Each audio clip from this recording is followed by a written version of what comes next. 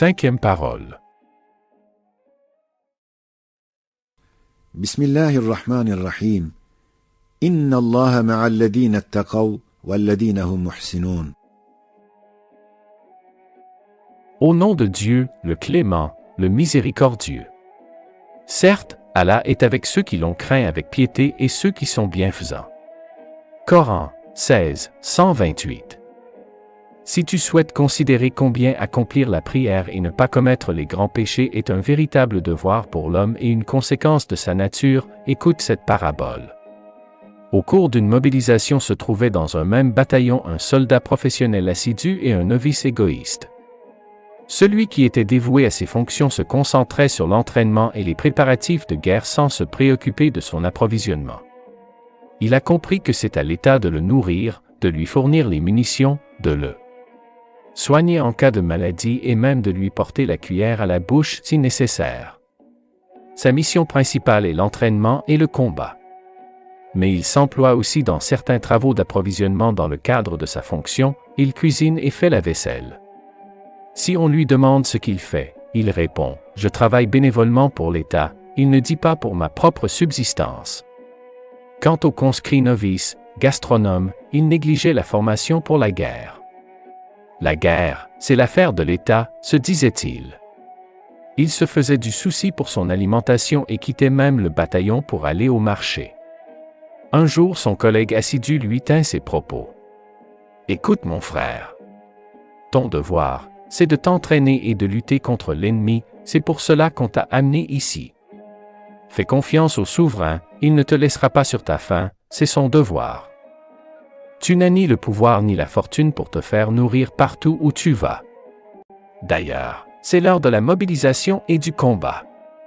On dira que tu es rebelle, on te sanctionnera. En fait, il y a deux fonctions. La fonction du souverain qui consiste à nous nourrir, parfois nous le servons bénévolement, et la nôtre qui est l'entraînement et la lutte pour lesquelles le souverain nous offre des facilités. Tu comprendras le danger qu'encourt le soldat négligent s'il ne prête pas attention aux combattants éprouvés. Ô mon âme paresseuse! Ce champ de guerre agité et cette vie terrestre pleine de difficultés. L'armée divisée en bataillons est la communauté humaine.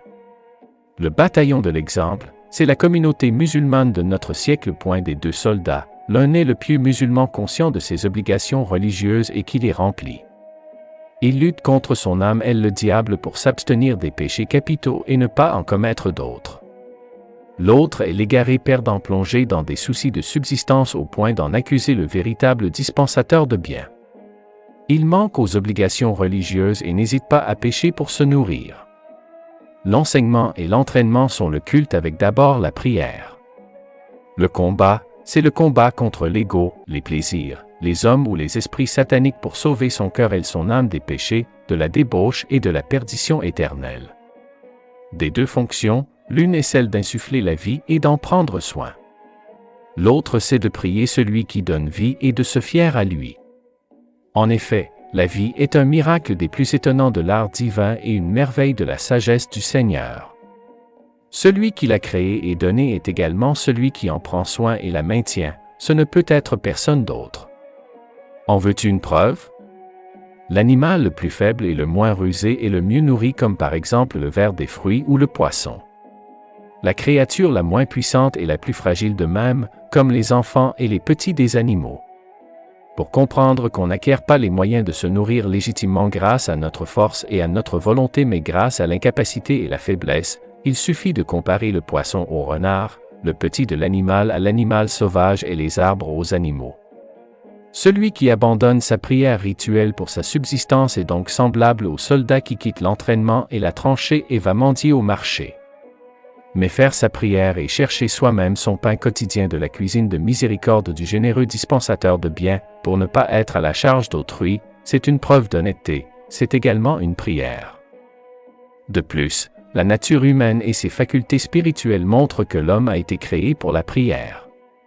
En effet, son activité et ses capacités pour survivre n'atteignent même pas celles du dernier des moineaux.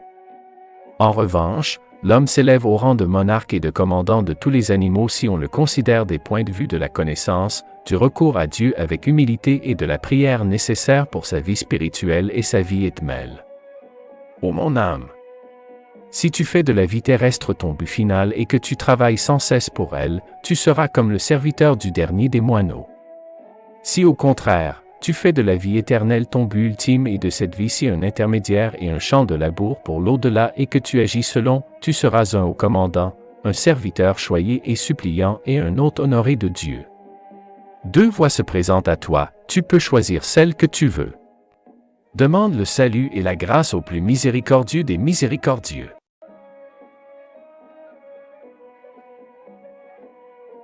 En vous abonnant à notre chaîne, vous pouvez recevoir des nouvelles de nouvelles vidéos. En partageant les vidéos, vous pouvez entrer dans le cœur des nécessiteux.